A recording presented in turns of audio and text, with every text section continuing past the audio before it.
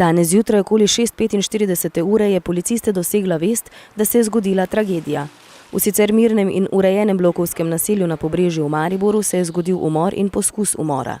Kriminalisti kriminalistične policije PU Maribor ter policisti še vedno preiskujejo sumljivo smrt 38-letnice. Zjutraj so na kraj dogodka bili poslani tudi reševalci. Reševalci so ugotovili na kraju, da 38-letni ženski več ne morejo pomagati, ker je na kraju umrla.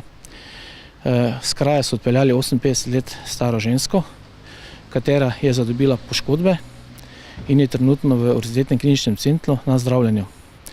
Na kraju so policisti prijeli tudi tretjo osebo, 38-letno staro žensko, katera je osumljena kaznivega dejanja umora in poskusa umora. Vpletene ženske naj bi bile med seboj v sorodstvenem razmerju. Preiskovalni sodnik okrožnega sodišča v Mariboru je skupaj z državnim tožilcem in kriminalisti opravil ogled prizorišča kaznivega dejanja.